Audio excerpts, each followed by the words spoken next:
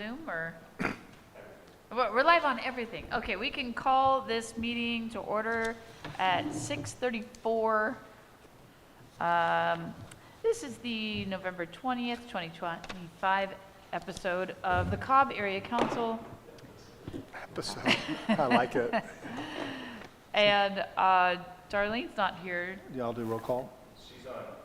Oh, she's on Zoom. Is she going to do the roll call or should we do it? I think she was going to be here for elections because I was going to nominate her, but I'm not sure if she's going to. She can't vote on Zoom. Oh, you can't vote on Zoom? Mm-hmm. Oh, okay. You're not counted as a quorum and you can't vote. Okay. But it says, can you be nominated? It says you have to be present. Yeah. Okay. Sure. That's what we're going to do. We're The going to nominate. Brown Act doesn't allow you. She can't vote, but we can nominate her. Yes. Okay. Do you want to allow her to speak? I'll do roll call since she's not Okay. official. Okay. Yeah, she doesn't have to work. She can just watch. Okay. All right, you do roll call. Kathy McCarthy. Here. I'm Chris Nettles. I'm here. Paul Duncan. I'm here. Darlene Warner is online.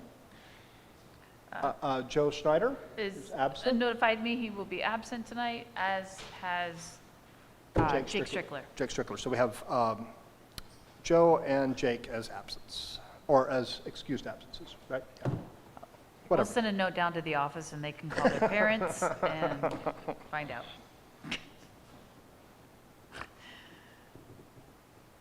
We have a quorum. Great. All right, let's stand for a pledge.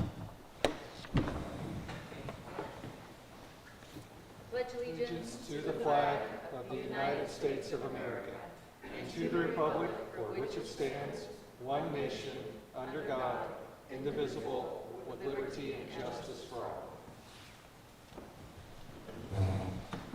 Okay. The agenda is out there and I don't know if there are any changes. Motion to approve the agenda. Second. Wait a minute. I printed the wrong one because the dates are wrong, I think. That says November 20th. For the nominations and elections to fill 2 seats on Cobb for terms that begin in January of 2026 and end December 2027. Yeah. So this is just a printing error. I think the right one was posted. Yeah, the right ones are posted because I made that Okay. change before I posted Yeah. them. So it's, the nomination should change 2026 and 2027 on both bullets. Yeah. Well, no, the alternate only serves a 1-year term. Oh, right, So 20 it'll be January 2026 2026 to to December 2026. of 2026. Exactly, right. I'll amend my approval with the changes as noted. I'll second the motion to approve amended agenda. Any further discussion? Yes? Motioned and seconded. Let's, everyone approve. Everyone in favor, say aye. There, any opposed? Unanimous. We have an agenda. We don't have minutes. They'll have to come at the December meeting. I did a great job recording that Zoom meeting, and then everything was in slow motion. So, it wasn't on my side in real time either, but when I looked at the recording, it was weird. Something happened to the recording, yeah. We'll talk offline. I hope you have some tips. Okay. Okay. We could take short announcements at this time. Any short announcement? And then, or if you want or maybe you want to wait for the longer 3-minute comment on a non-agenda item. If you want you want the full 3 minutes, you want to wait. You can have it. Do one of each. Yeah.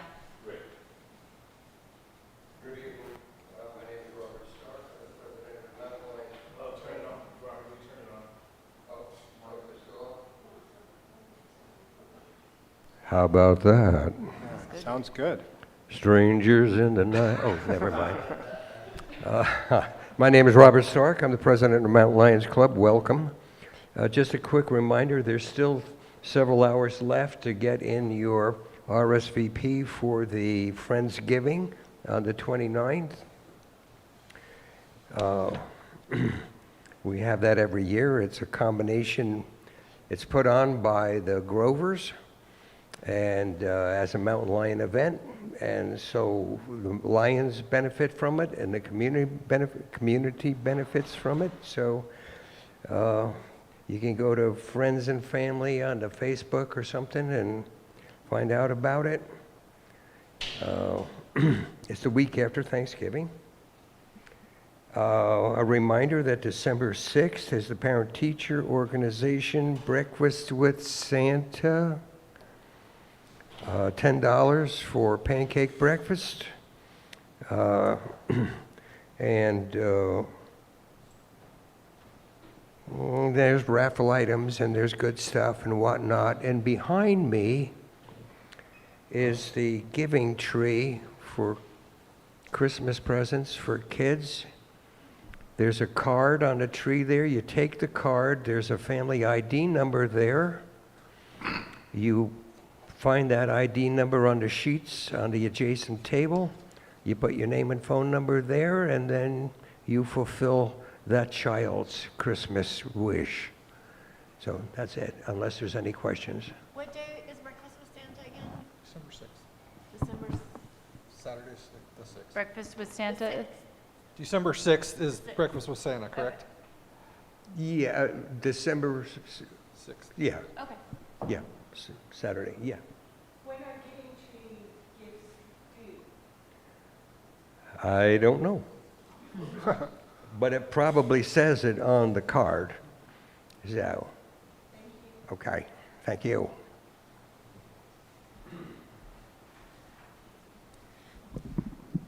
Hello. Hi. My name is Ben Hiddle. I'm here in regards to the grant that we got a few years ago, and hopefully we'll get that on the agenda to distribute it and get some guidelines going. Specifically, hoping to use the guidelines for a drone survey program or something to look at the whole area so we have a good idea of future planning. So if we can get that on the next agenda and potentially get that money out and at least some guidelines on how to get that money out for the community, that'd be great. Thank you so much. Okay, I think we're ready to move on to the 3-minute public and board comment on non-agenda items.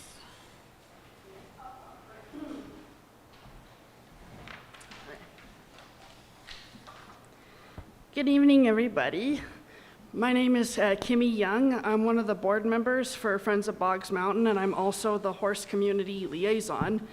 So I'm here to, I want to make an announcement and let everybody know that this year on both December 6th and the 7th, it's going to be from 9 a.m. to 4 p.m. We're having what we hope to be our, well, it's going to be our first one, but we hope it's going to be annual Christmas tree fundraiser.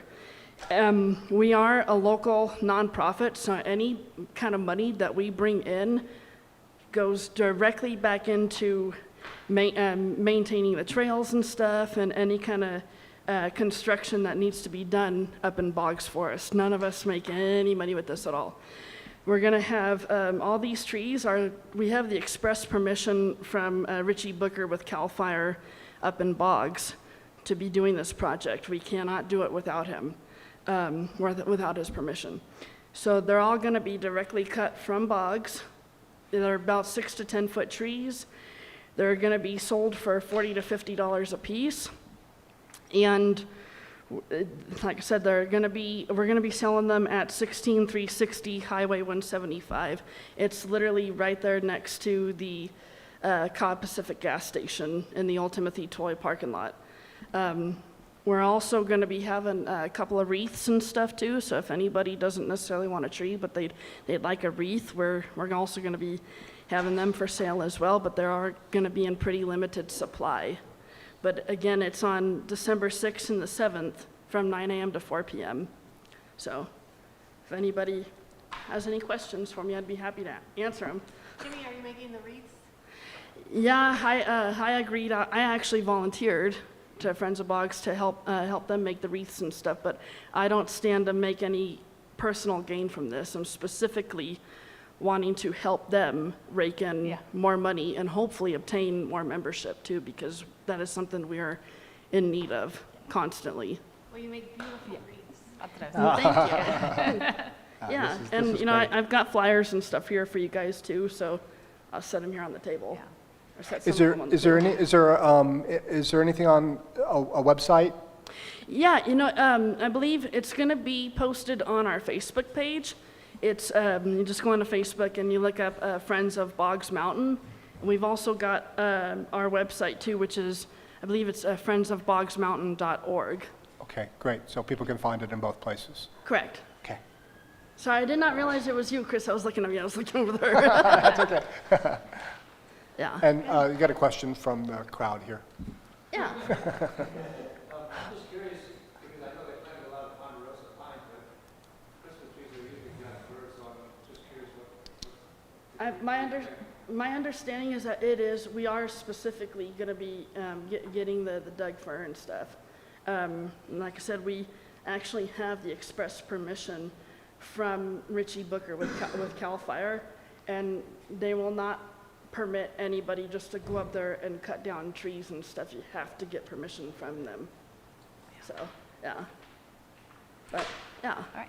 Thank you, Kimmy. Thank you, guys. Thank you so much. It's a thinning operation. Yeah. Yeah, it's Thinning. They're thinning out some of the planted trees, so it's, these need to be removed anyway, so this is a kind of a dual happy thing. Turning out the Win-win. trees and Christmas trees for folks coming off of Box. Lots of happiness all the way around. It's a season of giving. All right. Hello. I have two comments on two different topics, but I will be quick. One moment, please. Good evening, Madam Chair, board members, Supervisor Pyska, and Cobbites, Margot Kambara. Not all national news is bad news.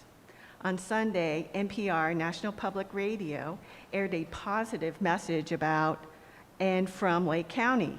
Refreshingly, the story didn't focus on disaster, loss, and victims. The NPR story spoke of Lake County's lessons learned from its wildfire experience, proactive measures to reduce wildfire risk, and addressing the homeowner insurance crisis. The story highlighted the strategy of community-wide wildfire risk reduction. The NPR reporter included Supervisor Pyska's comments on actions taken by the county. The insurance industry has yet to recognize efforts of communities to reduce high hazard risks such as wildfire. While the insurance crisis hasn't been resolved, it's encouraging for the county to receive national attention for its proactive measures to reduce wildfire risk on a community-wide scale. Lake County residents demonstrate lessons learned from wildfire destruction. From wildfire destruction, county residents reduced wildfire risk. Cobb residents are leaders in this effort. Special thanks to Supervisor Pyska for her leadership on this topic. For your reference, I can send the link to the NPR story to a member of the Cobb Advisory Council for posting on the Cobb shared drive. Please do. Thank you. You can send it to me. Thank you, Chris. And then I have another comment. Let me cue that up. And I am speaking as a member of the Lake County General Plan Advisory Committee, but truly speaking for myself, just sharing observations with you. The general plan is the county's constitution for land use, setting the rules of the road for development in unincorporated Lake County. Your general plan and local area plan are being updated. Meanwhile, important decisions are being made concerning land use and water. Land use issues affect livability, health, and safety. These issues emerge in permit applications for commercial cannabis projects as concerns over water availability and cannabis odor. Community Development Department, CDD, will be presenting its amendments to the current cannabis ordinance on December 11th to the Planning Commission. CDD's recommendations will go to the Agriculture Advisory Committee and then to the Board of Supervisors in January for consideration. CDD suggests the county conduct a programmatic environmental impact report to address cannabis water use and odor issues. A programmatic environmental impact report can be an effective land use management tool. I'm sorry. That's a 3-minute timer. Oh, sorry. You should have had him do the other half. Well, but it's my message. No, okay. What was that date again? December 11th. Do we have a time? I don't think Okay, and will it be announced, we can put it out on our listserv? Yes, it's going to be, the agenda will be posted no later than Friday before December 11th. Okay. Good, we'll make sure it's publicized to Cobb people. Thank you. Can I go one more time? Hi, Ben Hiddle. Thank you guys for having me and appreciate your support in all of our endeavors here in Cobb Mountain in the area. So in general, and in this specific case for Cobb Mountain, we have a special situation where at the headwaters of a bunch of different watersheds, and the more water we store up here, the more water everybody has downhill. So I would love to see some kind of Cobb area economic development grant, which I believe this is separate from the wildfire grant I was talking about earlier. Do we have a Cobb area economic development grant money? It's some. There is money that is set aside for economic development. There are currently no guidelines for distribution of it. So I think that's what I'm trying to get at. Maybe next Yeah. session on the agenda, we can get some guidelines to get that out, because with larger pond systems throughout Lake County, Miss Jessica Paiska, hopefully I would appreciate you understanding, and all the Board of Supervisors, the more water we store here, the more water we have in the rest of the area, including San Francisco and Sacramento deltas, which are having big issues. So I would love to have some kind of a way to plan some water storage up here and potentially do fish ponds for money. And that would be the economic development that could bring some jobs here. And thank you for your time. Thank you. Okay. Any other comment? Okay, one more bit of business is that it is time for the regular annual nominations and elections. At this time, we would take nominations to fill 3 seats. Well, it's 2 regular seats, right? It's 3 seats. Joe Schneider's seat, my seat, and Darlene's seat. Oh, I didn't know you were up too. I'm up. Joe, the alternate? No, Joe's, Paul's the alternate. Paul's the alternate. And so then we also have to, we would deal with nominating an alternate after we finish this part. So are we doing nominations one at a time, or? So I'd like to nominate Darlene Warner for re-election to the board. She's present on the Zoom, is that correct, Thomas? Darlene Warner is present on the Zoom? She is. Okay. 'Cause I think you have to be present You have to be present? to be elected, yes. Okay, So nominated and elected. Okay. So, I'll second the nomination. yeah. I would have nominated Joe. He would have been willing to accept if we don't have anyone else. we may have to leave that seat. We may open. have to leave it open till December or January. Right. And we'll just repeat having that on the agenda until this. Can I come up and, hi, I'm Ben Hiddle. Can I nominate myself? You can nominate I would yourself. like to, if anybody would second me, I would love to be a part of it. In the bylaws, there is a thing about being present at so many meetings that year prior, and I think this is your second? It is only my second. Okay. Yeah. I think it's, the bylaws require 4 meetings total prior to being nominated. But keep coming.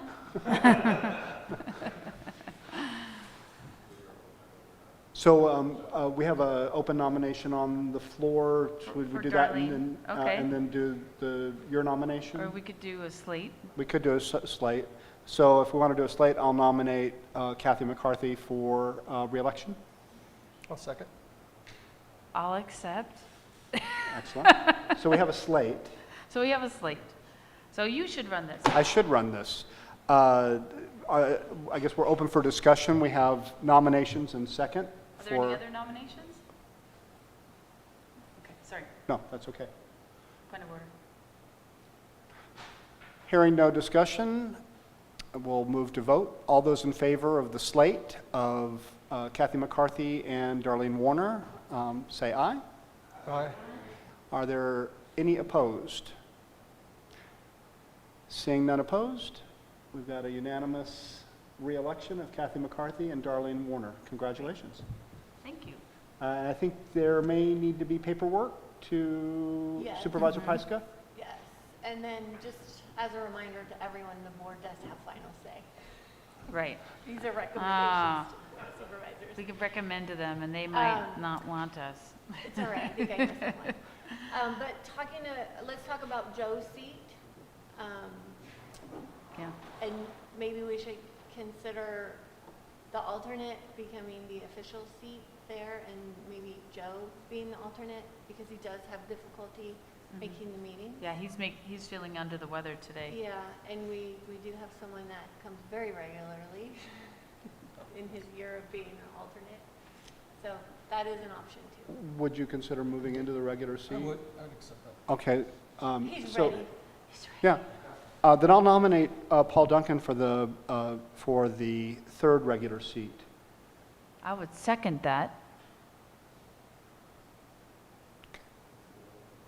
We Yes. have a nomination and a second. Open for comment.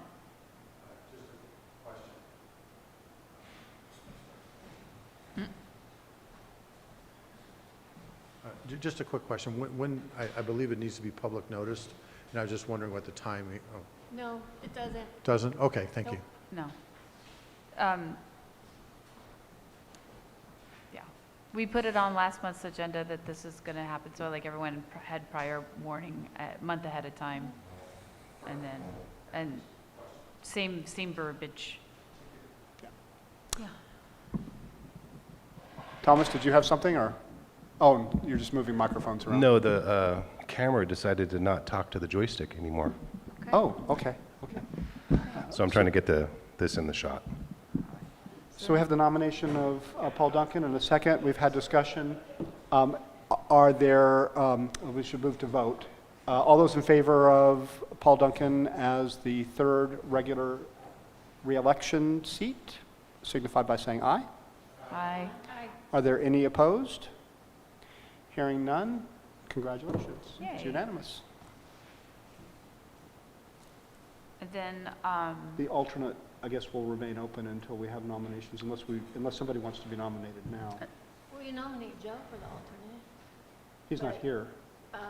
Yeah, and it isn't on the agenda either, so then we'll have. no, it's there.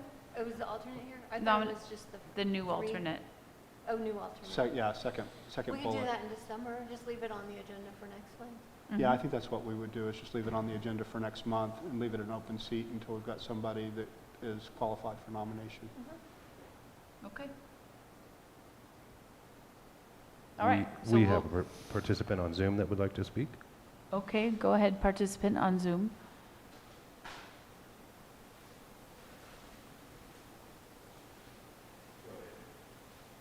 Go ahead, Darlene, and unmute yourself. No, all right. I'd like to just, first of all, say that I accept the nomination and I thank you all for the unanimous vote. And I'm sorry that I could not be there in person this evening. Thank you, Darlene. Yeah. We miss you. Darlene for stepping up again. Yes. Oh, thank you. Thank you. I agree. I'm grateful to be able to continue to serve the community. Just, it's a, And we're grateful to have you. oh, thanks. I'll keep doing my best. All right, then, let's move on. If there's no further discussion or question or comment, okay, we can move on to our Special guest, the Lake Area Planning Council, Alexandra, I don't want to say Haig? Hog. Haig.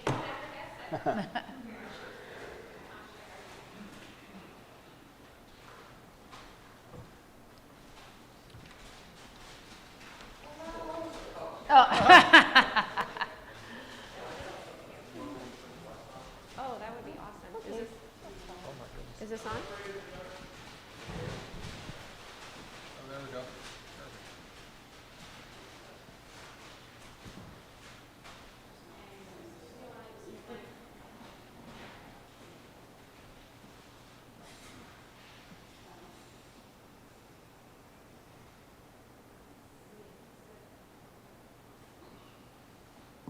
Everyone see that okay?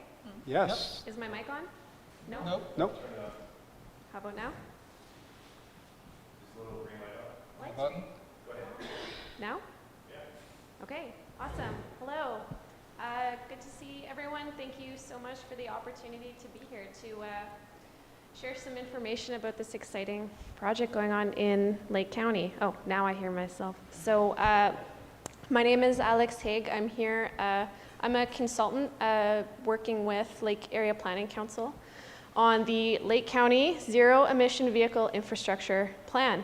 So as I said, so I'm a consultant and the project manager on the Lake APC side is John Spica, who has probably been here and presented to you more than once. And so I will just jump right in. I'm gonna have a short presentation and then hopefully if I've got time, a little bit of Q&A. And if I run out of time, I will just share some information about how you can provide your input, feedback, and questions whenever it's convenient for you. So just quickly while we're here, so I'm here to share the draft zero emission vehicle charging and fueling sites in your area and get some feedback on them. So this project is about at the halfway point. So what that means is we've got some draft potential sites that we're thinking about, and I'm here to ask what you think about them. And if you don't like them, suggest some better ones. And as the third bullet point says, your feedback now directly shapes where chargers go. And it's really shaped where we've put together these draft sites. So this project is funded by a Caltrans Sustainable Communities Planning Grant. And I want to just emphatically state right now, this is only a planning grant.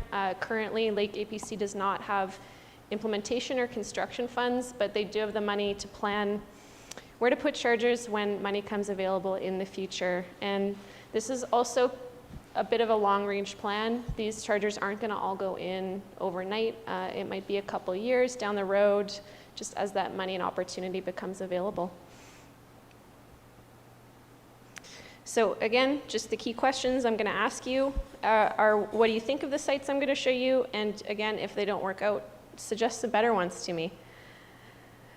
And just kind of where we're at with the engagement. So the first phase, I spent a lot of time going out into the community at farmers markets. I had a workshop that was attended by some members of the Cobb Council, which I appreciated. And it was really just asking people to suggest sites. And in combination with that, we've been doing some analysis and some mapping. And we've put the analysis and the community identified locations together and come up with some potential sites. And now I'm back to show you again where those are landing. And I'm gonna just quickly cover what we heard in your community so far. So across Lake County, we received hundreds of suggested locations, hundreds of surveys. I talked to so many people when I was out in the community this summer at farmers markets and the Lake County Fair and the various events going on, and just got tons of really good feedback. So this presentation, I'm just talking about the feedback that I received in Cobb,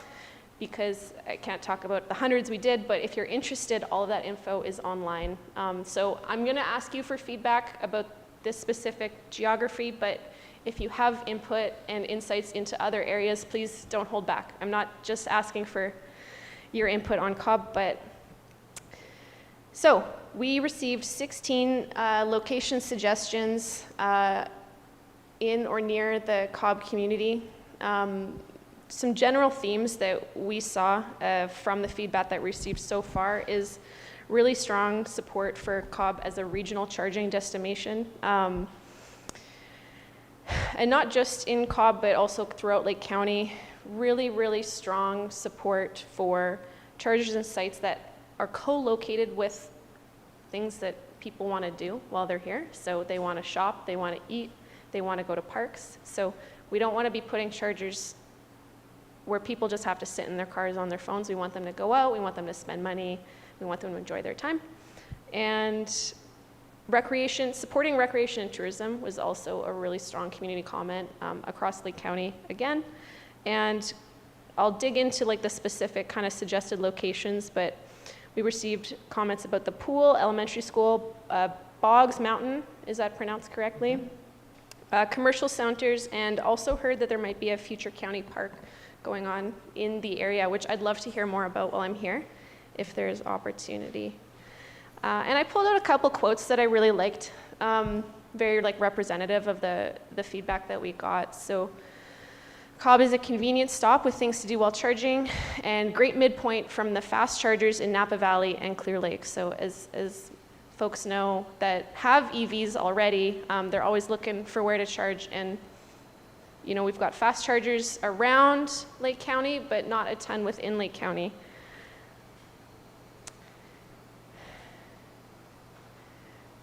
And then before I talk about the draft sites, just talk about the analysis side, because as I said, it's two-pronged, so there's community feedback and data. So we're looking at all of the land parcels, and we're giving them a score based on certain characteristics of those, and we do that for the entire county. And we look at the scores. Some score really well, and I'll explain kind of why they do in a minute, and then some don't score so well. And so then we take that analysis, and we take the suggested sites, we're putting them together. And what makes a good site? So because this is a public charging infrastructure plan, public accessibility is really important, as well as public safety and security. So that could be things like lighting, you know, not putting chargers in dark alleys where people don't want to go. Power, so if a site already has power, it is significantly cheaper to install than if you need a utility upgrade. Parking availability, so you don't want to have to build a parking lot. This is, again, going back to the co-locating with destinations that people are already stopping at. So great if there's parking already there. And again, coming back to proximity to amenities. So those are the kind of things that are going into the scores. And this map that I've got here that's probably a little too small for most of you to read from back there is, so the color coding is the scoring, so the average site score for across Lake County. So green, good, red, maybe not so good. And then the dots are all of the draft potential sites that are currently, you know, I'm going around to show people. And right now, the suggested location that we received for Cobb, and also scored really well, and we want to advance, is the Meadow Springs Shopping Center. So again, I want to ask you, what do you think of this as a potential site in the Cobb area? And if you don't like it, what's a better one? I'll probably leave it there for now. And I'd like to open it up for any questions or comments.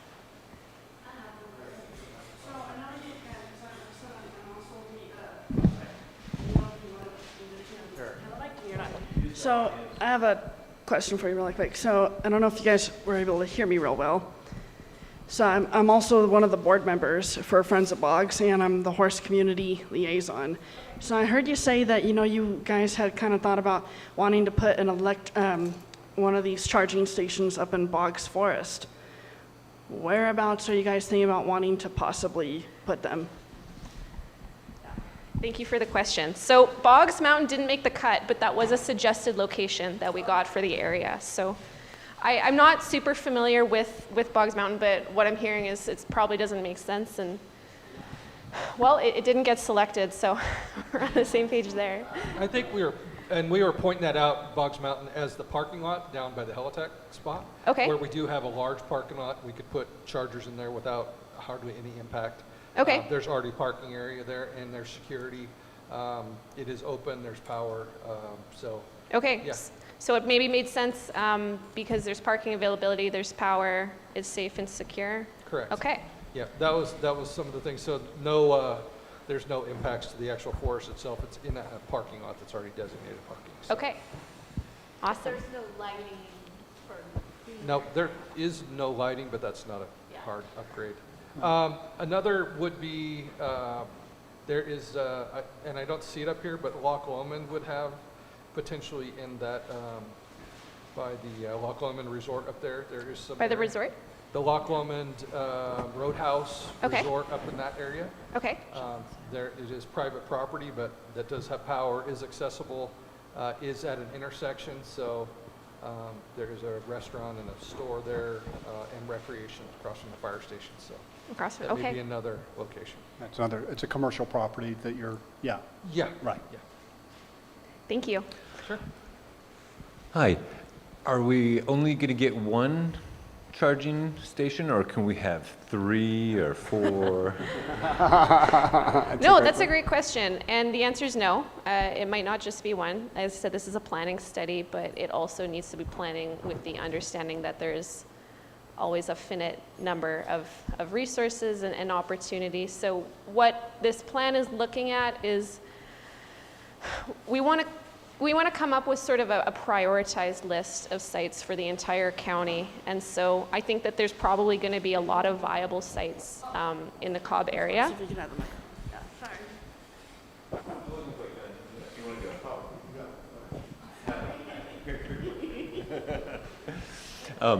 So my thoughts on this, and I'm working with the renewables in the California Jobs First program. Okay. And one idea might be to get it next to places where we can put solar. The pool is a great place. Also, the shopping center, like you're saying, we could cover that with solar panels too. So Sonoma Clean Power is also looking to do some stuff with us here, I believe. So if we could look at Cobb as a unit separate from everywhere else, I would love to see us as a microgrid, and looking forward in our plans with Sonoma Clean Power to be a microgrid, because I'm really not happy with losing power for up to 10 days at a time. And me personally, I can do a lot with electricity. I taught solar and sustainable electricity at Mendocino College, so I would love to see us get a group of people on a smaller microgrid system. And this would be, the pool has places for solar panels. Okay. Where Paul is talking about absolutely has places for solar panels. Okay. The Hardisters does too. And then there's one other connection that I know we have a 480 volt system at Forest Lake, which I don't know if that matters if we have a big connection. Does it matter if we have a 480 volt rather than a 240 volt? Thank you. Do you know if that matters, 240 or 480? I don't think Well, so yes, it does. Well, it matters if you're putting in DC fast chargers, absolutely. So the faster chargers, because they typically are going to require utility upgrades. That's just the reality, because they draw so much power all the time. So if there's 480 volt power there already, there's a good chance that there's a good, there's good distribution to that site already. So it might make it more viable. In terms of the actual 80 volt connection, that's not going to matter for actually installing the charger, but it does point to it potentially being a good site.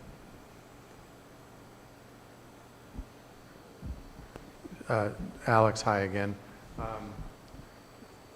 So as you know, we actually have an electric vehicle Yeah. ourselves. And I see the plug-in charging stations as an excellent opportunity for economic development.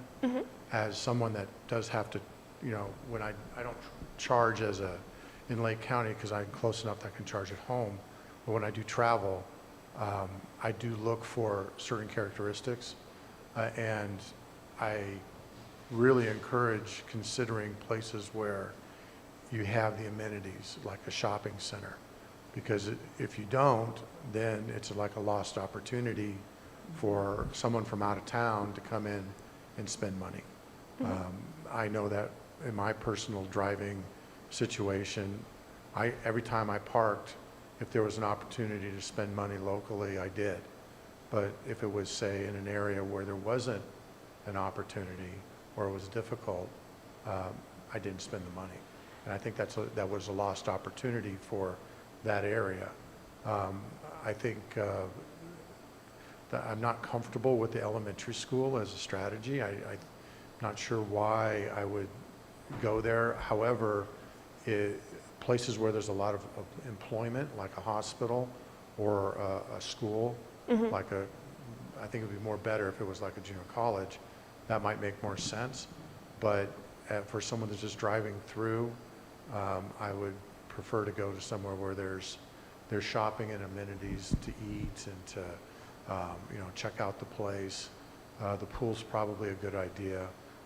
Also, the app will tell you the level of charging that's available. And if it's not 400 volts or higher, it's probably going to get passed up unless it's an area where you do expect people to be there for quite a long time.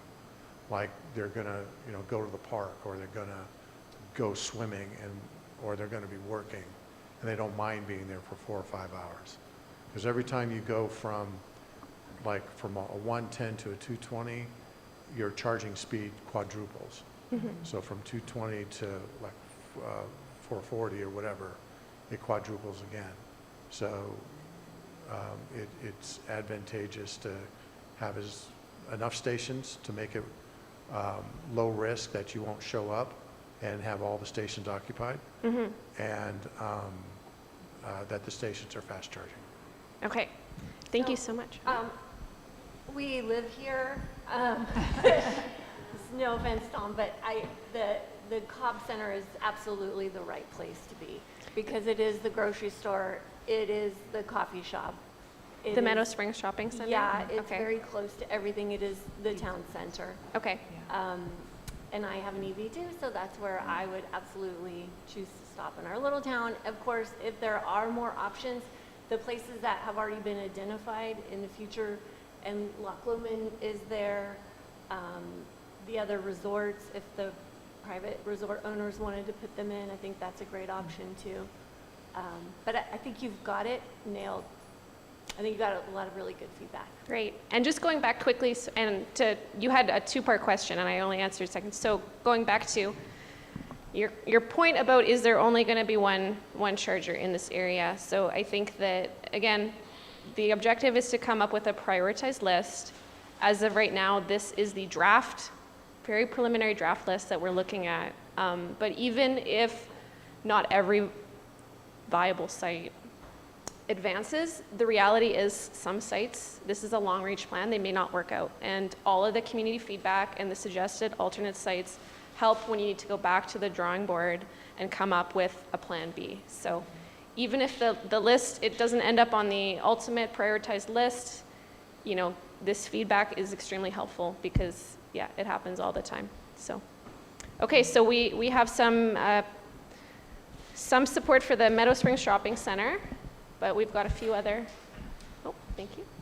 Is this on? Oh, yeah, it is. Yeah. As far as voltage, I think you'll find that these distribution lines are like 12,000 volts, and that's why you see these transformers hanging on the poles. So as far as voltage, I don't think there's any problem, but I think directly related to this would be, and I think everybody's aware of this idea, just grid capacity for all of this. That's all. Absolutely. Thank you. And grid capacity is really important for short-term implementation. I think you can't, and I'm not a power expert, I'll be the first to admit, but you don't want to discard a site because you think in 10 years there may not be enough headroom, there may not be enough capacity, because that might change all of the time. But in terms of putting in chargers tomorrow, looking at existing grid capacity is super important. And I don't know the grid capacity in this area. Like I said, I'm not a power person, but what you're saying is there's ample power in the distribution, is that? Yeah, Tom again. Yeah, shopping centers are excellent places, especially if you can eat. So yeah, that's 100% a perfect place. It's not so much the power that's capable here. I'm sure there's plenty of power. It's just that when you go to design the station, you have options. Yes. And I'm just recommending the more powerful the station, the more attractive it will be. Right. And that's just my recommendation. And one thing I've heard a lot is strong support for fast charging in southern Lake County, because what I've heard is there's a little bit more up north, but for this area, there's not a lot of options. We don't have any options down No there. options, okay. There are none. So your nearest fast charger is Upper Lake? Nearest fast charger, That's okay. it. So we don't have anything in South County. Okay, so I'm hearing strong preference for a fast charger. Yeah. Okay. Yes. Yes. Awesome, If, yeah. yeah, if possible, but we'll take medium. Well, if they have to stick around longer and spend more time at the pizza place and the coffee shop, okay. Okay. And, No. Do you know the cost difference between the fast charger and the slow charger? oh, you're really gonna quiz me here, aren't you? No, but, no, It don't can be worry. upward for a fast charger with utility upgrades and like on-site upgrades, it can be upwards of $500,000.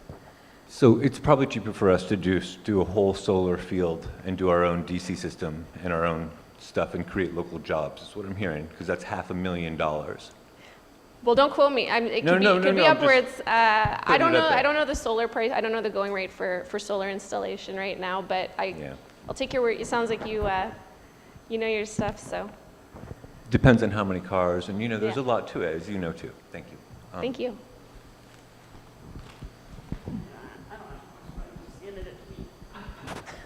Yes, I think you're right on with the cost for the DC solar chargers running about 500,000. Because they require such an infrastructure upgrade, it's not just the Yeah. power generation, but the And level, the yeah. level 2s are about 75. So we- 75. Yeah, we priced them out for the fire station because I wanted to put some DC chargers next to the station. Just so we had a spot in South County, but they're cost prohibitive with the grant funded, so. Yeah. Look what the market and the shopping center is a great spot. It's Okay. worth it. Thank you. All right. So I will leave it there, but I wanted to say, so we are hoping to get feedback through to the second, it's now going to be the second week of December. And if you go online right now on the project website, and so I've got the link right here, and hopefully, so I think when the presentation is posted, we can hopefully maybe attach the slides or share a link to the slides. So you can go on, you can look at the project website, and if you go on to the online map, you can also see all of the potential draft locations right now for all of Lake County. And I've got like a timestamp right now, so I know all of the comments that are coming in over the next few weeks, and I know those are new comments based on the draft locations, and I would love to get some feedback on not just the Cobb, but all of the draft potential locations across Lake County. So thank you so much for your time. Oh, are you? One more quick question. How many draft locations are there throughout the county? I think right now it's around 35 or 36. Okay. And that may not be the final number. I should mention that as well. So draft plan is targeting January, and we're going to have a better, more firmed up draft list at that time. I have a question too. Is there a target date for implementation, or is that still a little nebulous? I think it'll be as soon as possible. I think the reality is right now it's really challenging to get implementation funds, and it's probably going to be like that for a few more years. Okay. But opportunities and funding waves can surprise us. I think So this is planning money, and you need to go out and get the implementation money. That's what I'm exactly. hearing. Okay. That is exactly right. And I just how do we affirm that this site at the shopping center maintains a high priority on that list of 35? I mean, what can we do to make sure it happens here? No, that's a great question. Or what are the qualifications you're most looking for in a site? So these were the kind of the high-level qualifications that we're looking Yeah. at for a site. In terms of making sure that Cobb stays a high priority, I think that sharing input and support for it right now, when the draft plan comes out, reaffirming support for this and just keeping that momentum going for this plan so that the plan doesn't just stay a plan and these actually end up in the ground. Alex, I have a question. So when you've identified these locations around the county, what's the implementation model? Is this something that you would put out for bid to like Tesla and Rivian and ChargePoint and all the companies that put in those stations, or these would be agnostic stations that the county or the plan just sort of puts in on their own? Because, for example, at Ukiah, the companies knocked on the city's door and said, we would love to put stations in these areas. And then they worked out a deal. Is that kind of what, after the plan is finalized, that we would expect, or is there a different implementation strategy? No, that's a great question. So implementation is going to be part of the plan and implementation strategy, but right now the priority is landing on a list of draft sites because implementation is going to vary a ton from site to site. So some of these sites may be like the hospital, and some of them may be near a park, and some of them might be in a shopping center like a Safeway, and it's depending on, you know, where the site is, what kind of charger seems like it's going to be the best fit for that location. Once you have those characteristics, then you advance to look at, okay, how do we get it implemented? Because it's gonna vary for each site. And yeah, it seems to me that the model that I've seen elsewhere is that it's a private-to-private transaction. It's the owners of the supermarket, for example, yes, working with the company that puts in the chargers, and where the public, the city government, or in this case the county government, comes in is maybe to provide incentives or streamline permitting or things like that, or to encourage or incentivize, you know, this type of private-to-private transaction. yes, So I just want to, yeah, there are a few areas like the city of Lakeport has one charging station, but you know, the Chevron in Upper Lake has 7 or 8, and that's a deal between Tesla and, you know, whoever owns that property. So the Tesla is within the app for Tesla, and you can recommend a new site. That drives their community-based Right. location process. So the more that those folks with at least the Teslas reach out to, and you can drop a map pin right where you want the site, and that prompts that team. They don't take outside input is the problem. They won't, anybody outside their network, they don't accept from. But would be great if the county had a list of here's our potential sites, and if they line up with Tesla, we've already kind of vetted them, I think that'd be huge.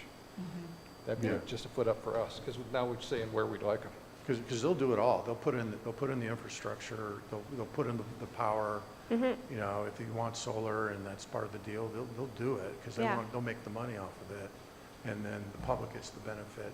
So I'm just curious if we've gotten to that far to see how the implementation design. Yes. Like Chief Duncan says, it's, you know, that they do it themselves. You know? yes, yeah. And to answer your question, every rural county EV charging plan I've ever worked on has ended up with a mix of public and private, and it's been a bit of a partnership. So I think we can expect that here as well. Okay. Okay. Thank you. Thank you so much. You make my job way easier. Good. Get good suggestions. So thank you so much for your time. Thank you very much. Thank you so much.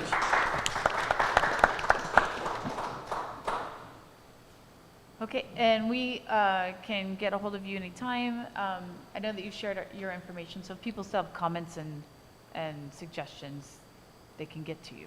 Yes, yeah. So I shared the presentation, but is there another way I could? You know, I think we could put it out through the Facebook page too, and through the Yeah, we can, listserv. yeah, I think we put out the APC site, which is why you got comments, but we can do that again. Yeah, so that'd be great. I got Okay. so many comments when you shared it out on social media. Good.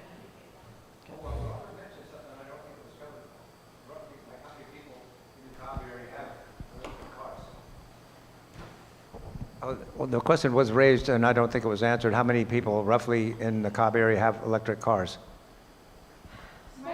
It's more than you think, but also it's the visitors that come, that people are passing through that you want to have. Yeah, that a good question, a good answer. Okay. Like I've talked to Jake, and he's like, yeah, people come here, they'll park, and then they don't leave for like the week, you know, because they're on vacation or whatever. But it would be great if they, you know, could drive to the pizza place and charge up their car, they might like go, you know, be a little bit more adventurous rather than, Yeah, no, thank you you. know. Go for a hike on Go, yeah, Boggs go Mountain. for a hike in Boggs. We just need a trail from the. Okay, I think we are ready to move on. Everybody else okay? Okay. Yes. Then how about Jessica Pyska? Supervisor's comments. You've been busy. I've been busy, and I'm so sorry I missed you guys.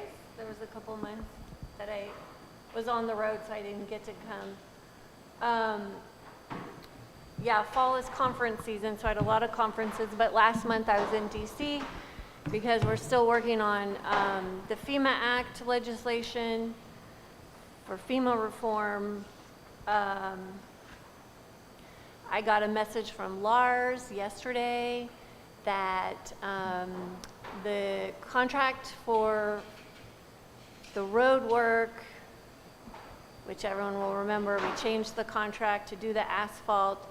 Well, the asphalt was supposed to be 2 inches thick everywhere, ended up being a little bit more in places because of the irregularities in the road. So there's going to be a new contract coming to the board December 9th to approve more funds to finish those last couple roads. So Okay. everyone's been really patient, and the contractor has been pretty agile doing the work in between storms. So this is why we don't normally do asphalt after October, but we're getting to it. So hang in there, everybody. I feel pretty good about getting that the next part of the contract completed and approved, so we can keep moving forward. The geysers pipeline, the effluent park pipeline, we extended that lease or that agreement 25 years. We did that on Tuesday, so that's really exciting. Been negotiating that for 3 years. So that is the effluent pipeline that takes the wastewater from North Lakeport around the east side of the lake and is used to recharge the geysers. So that's very good for our community. We're very happy about that. 25 more years to go.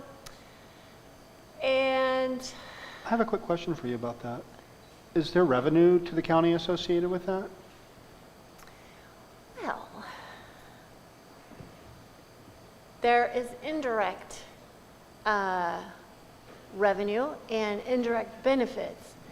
So as everyone probably knows who lives here, the geysers had a boom in the 80s, and then the steam field started to get depleted the end of the 80s and early 90s.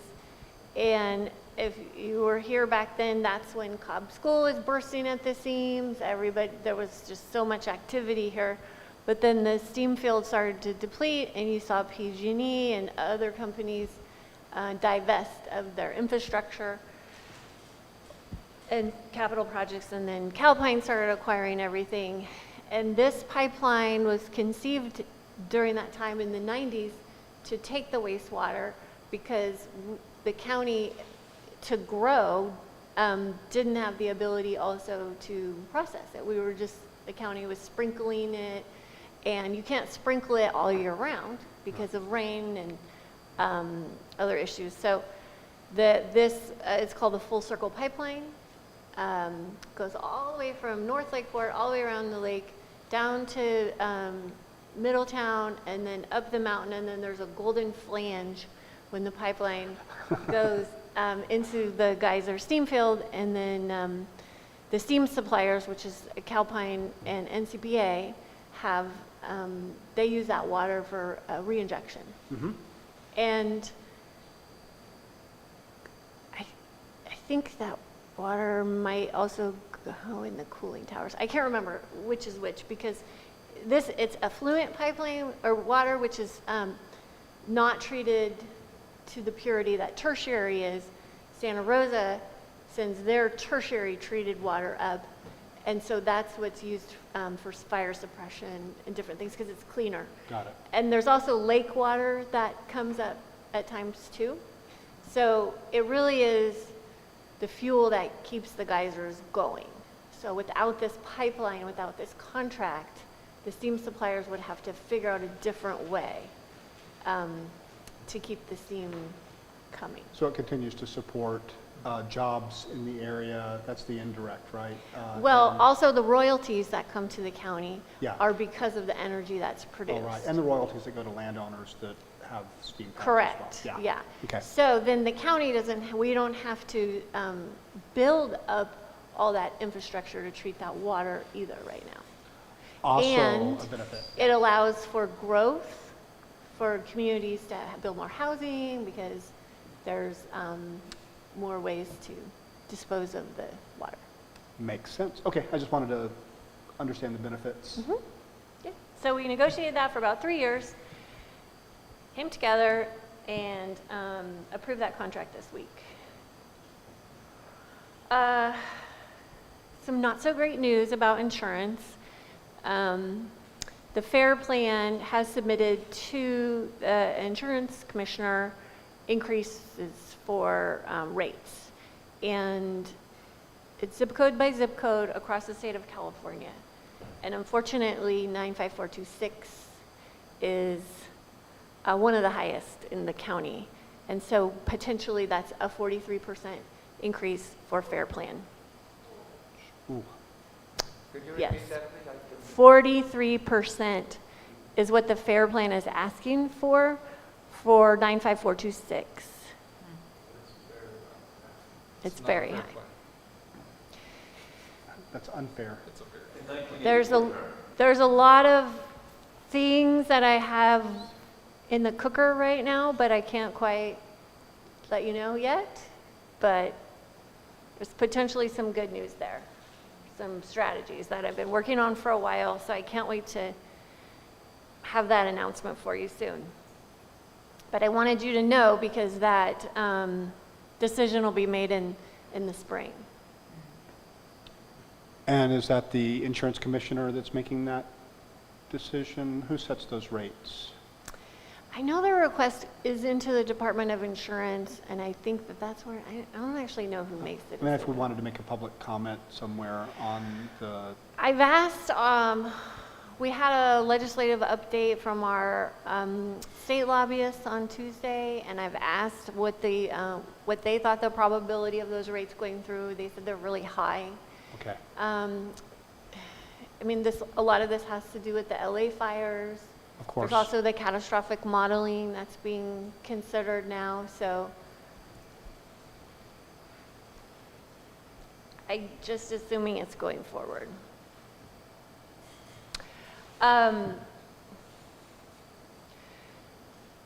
Also, one of the big things that has taken up most of my time and energy lately is dealing with food insecurity, with the government shutdown and the CalFresh benefits being suspended in our county. It's wreaked a lot of havoc. And when we talk about compounding problems, and home insurance being one of them, inflation, the cost of food, cost of goods, cost of everything going up, people are already really struggling with food. And then when the CalFresh benefits were unknown for a couple of weeks, we really saw a surge in need. And so the board, we have given quite a lot of money to Redwood Empire Food Bank to come and make sure that all of the pantries are full across the county. The Gleaners is our food bank of record, and they have been doing their distributions, and all the distribution sites have been hit harder than ever. We've seen an uptick of quite a lot of new people coming to distribution sites over the past 6 months when a lot of these conversations started happening federally. There's been a lot of concern, and so families have been struggling. For your reference, about a quarter of the people that live in Lake County are on CalFresh, and that's about 16,000 people. So that's quite a high percentage of our population. So the Gleaners is doing their thing. They're great at what they do, but the need is really much higher than what they could do. So the pivot was to have Redwood Empire come in and supplement. And so what that looks like is the Gleaners got more support. All the pantries that essentially got cleaned out the last couple of weeks got refreshed last week. Redwood Empire came with a whole bunch of food last week. And we had another distribution site today. We always really appreciate the volunteers that come twice a month here to Little Red and give away or work the giveaways. We had a line of cars down Bottle Rock Road this morning, and by 8:15, all the food was given away. So they have to turn away people? Yes. The difficult part of that is, as Robert will tell you, you can only get lots of 24s. So when you get the bags of food, they come in 24 sets of 24. And so regularly 48 has been enough with some give or take. There you go. But it's not anymore. But taking on another 24 means too much. And today there was turkeys that were given away. And so it was unfortunate that about 10 people had to go to another site. So they can be sent to another site. The Findlay site stays open longer, has more food, and then there's other distribution sites throughout the week. So distribution sites are listed, they're pinned to the top of the Lake County Department of Social Services Facebook page. And also, we've been collecting all the data on Thanksgiving meals. So the closest one for us is Twin Pine. Every year, they do a really big community Thanksgiving dinner. So I just wanted everyone to be aware that even though the shutdown is over, there's continuing need. A lot of people had to make really hard decisions with their money the beginning of the month, and we know that those hard times don't just switch off like a switch. So the board originally was giving $40,000 a week to supplement, and now that the shutdown's over, we're kind of stepping that down at $20,000 a week for the next few weeks to kind of help people get back on their feet. But we can't do that indefinitely, and there's big changes that are coming that are going to continue to be hard on people. So the ACA changes are going to take in effect January 1st. There's about 24 families in Lake County that are going to see really high rates, which is going to impact family spending and need. And then SNAP benefits and CalFresh have been impacted by HR 1. So over the next year, we're going to see a lot more changes. So it's going to be hard, and we have a lot of need here. So just keep that in mind and keep your friends and neighbors in mind. And you can donate directly to the Gleaners through the Lake County Community Foundation. There's a portal on their website. Or you can donate to Redwood Empire Food Bank, but when you donate to Redwood Empire, it goes into their big fund. You can't be 100% sure it comes back to Lake County, but they do send a lot here. So it's more of a general donation. But those are the two ways that you can support. And of course, you can always volunteer with the Gleaners directly here twice a week. Help this rowdy crew that was giving out turkeys this morning. So there's a lot that can be done. But just a reminder, money goes much further than buying groceries and donating them. And what they can do with a dollar is pretty significant. And those are my updates. Thank you, Jessica. Any other questions? Okay. Oh, Careful. look out. Careful, Margot. Got to turn it on.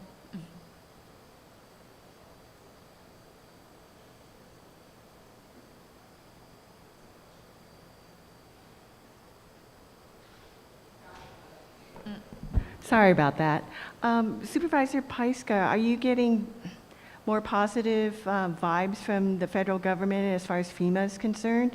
There seemed to be some real concerted effort to shut it down. As far as what is concerned? FEMA. No,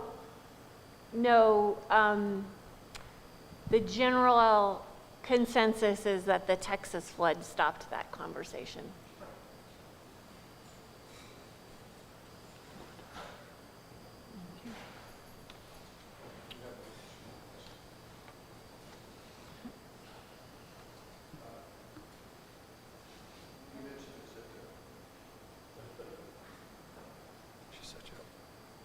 You mentioned the zip code for here. Is there a site that we can go to understand what zip code we're in and what the FAIR plan might be our impact?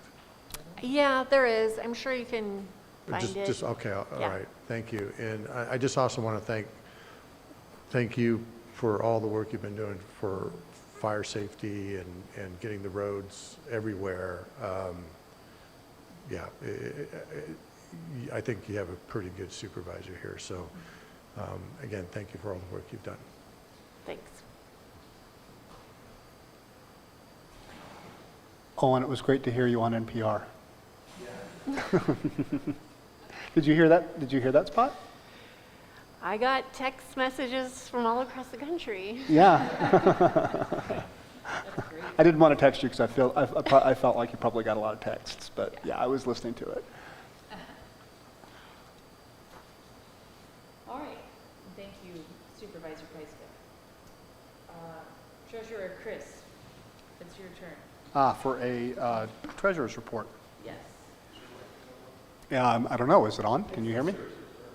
I don't know. Your lights though. I don't know the light on. I think I'm out of batteries. I think I'm out of batteries. Okay. Do you have to call on me again? No, Chris is going to do his treasurer's report now. So at our last meeting, I announced, and I'll just announce again, that the Cobbler Festival net made about $12,000 this year. So this was a very good year for the Cobbler Festival. At our last meeting, that brought our operating budget overall for the Cobb Area Council up to $36,201. We have money in various funds. Right now, the vast majority of that, of our general fund is still in that Cobbler Festival spot. We need to do a budget and decide what we're going to spend for the sort of our regular operations and move some of that money out into our general fund. So more on that probably in December. We'll put a budget in front of people and get you all to vote. And what's usually in that are things like paying for our storage unit, paying for this meeting place are some of the big expenses that we have there. So that's what that looks like. This month we had only two expenses, $164 for our storage unit, and we had one additional $768 reimbursement for the Cobbler Festival for one of our committee members that had spent quite a bit of out-of-pocket money. They finally presented their receipts to us, and we issued them a check. For county permits, health permits, it was all permits. It's all permits. That reimbursement went to Kathy. But so right now, on hand, we have for our operating budget $35,269. We also have the $48,082 and the small business loan fund that was somebody mentioned earlier in the meeting. The total net assets for our little Cobb Area Council Municipal Advisory Committee is $83,351.88. If you want details, there is a treasurer's report right here. Feel free to come up and grab one if you want one. And I'm available to answer questions if you have any. Thank you. Oh, a question. Question from the back. Hi. I was wondering, are we going to be able to get some bylaws to spend the money for the economic development? Or at least that get on the agenda? The loan? You mean to get a loan?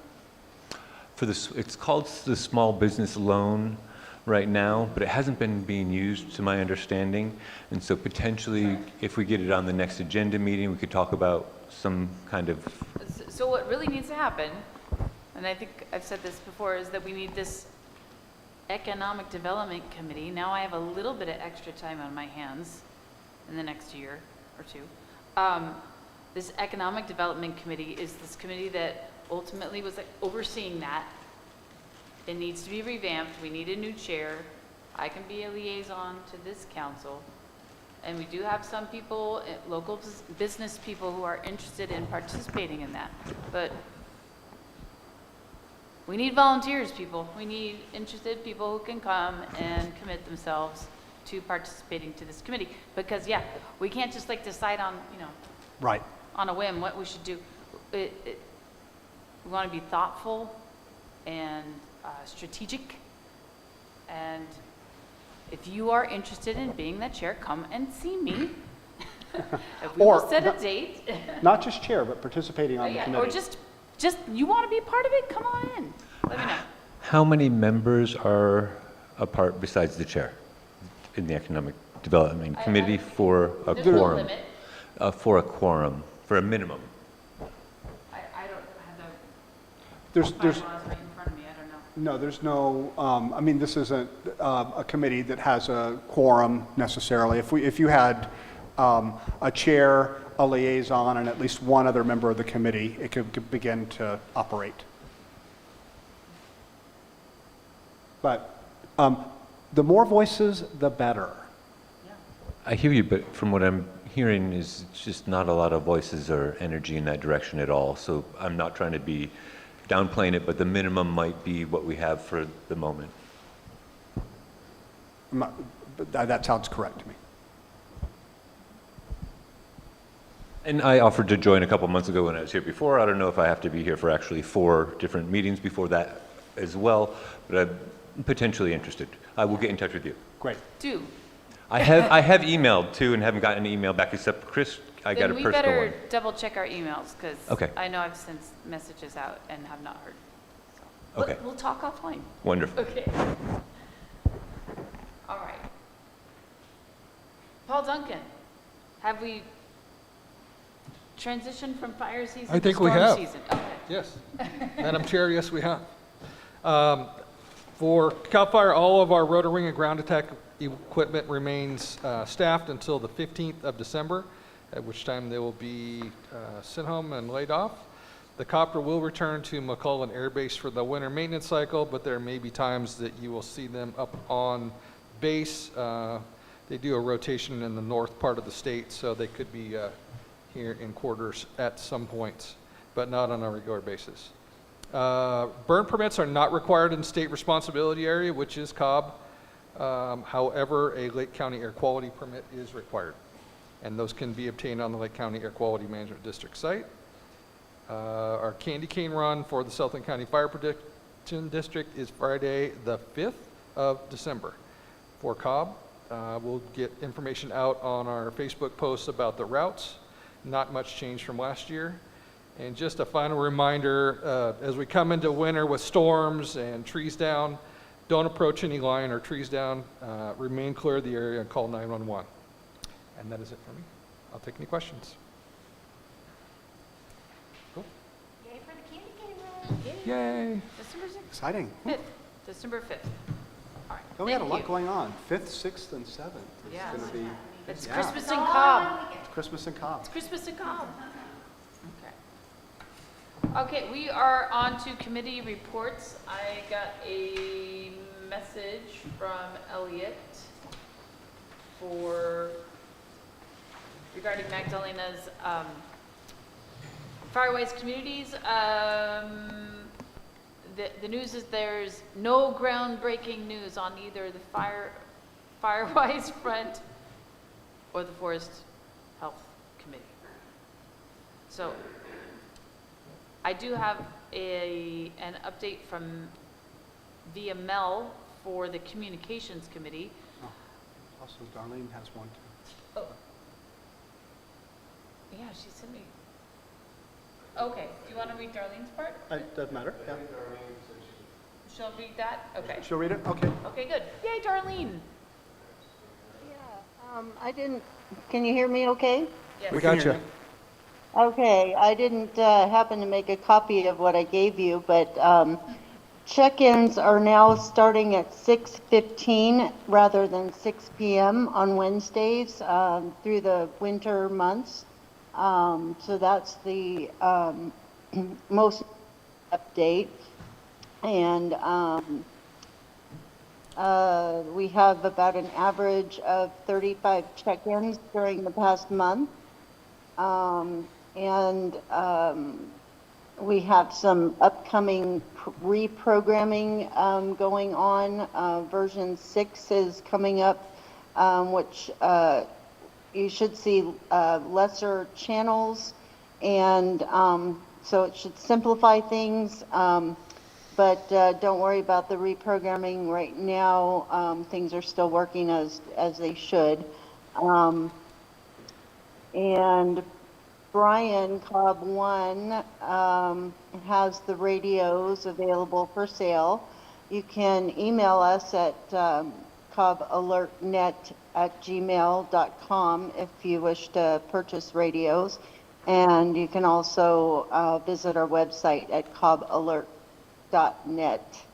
I think there are a couple more, or possibly a couple more things that Mel had on there. I'm not sure if I'm remembering everything. The only additional notes I have are that Chris and John are doing net control while Mel is out of town. Yes, that's what I did forget, yes. So John Phelps, Hoburg 7, and Chris Stevens, Loch Lomond 16, will be doing net control until Mel returns from his wonderful trip in Australia, which I believe he's returning in January sometime, so. Okay, thank you, Darlene. You are welcome. Okay, Forest Health Committee, already mentioned, nothing new on that front. Nothing new on the Economic Development Committee other than what I reported on the Cobb Area Council, on the Blackberry Festival and our search for committee chair. For the Blackberry Cobbler Festival? Oh, no, for the Economic Development Committee. Okay, and then I think Blackberry Cobbler Fest we can put to bed until February, because that's when we'll probably first meet. And then the Cobbite of the Year, we're accepting nominations. Committee will meet at 6 p.m. At Cobb Mountain Pizza on Monday, December 1st, 2025. If you'd like to come and discuss who you think is a worthy individual or business or organization that should be recognized by this fine group of people in the room. Our next meeting will be December 18th, 2025.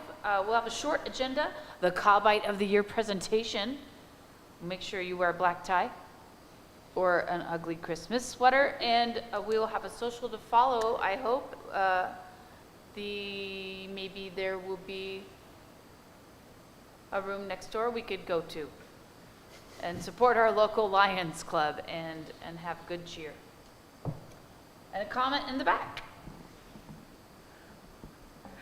Thank you, Madam Chair. Congratulations to Cobbites and especially to the Cobb Blackberry Festival Committee. Bravo.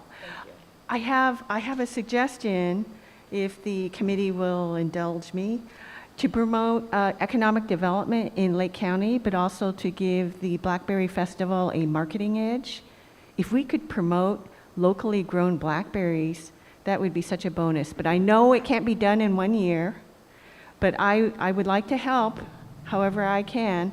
I know a few contacts in Big Valley who grow blackberries. I also have a contact with the local farmers market, the manager who may be able to identify farmers who would be interested in growing blackberries for the festival. I know a lot of work has to be done in advance, and there are some logistics that need to be worked.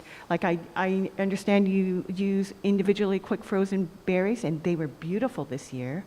So, you know, there are a lot of logistics to be worked out, probably contracts with local farmers. But if this is something that you'd like to do, I would like to help. Thank you. Thank you. That's great, thank you.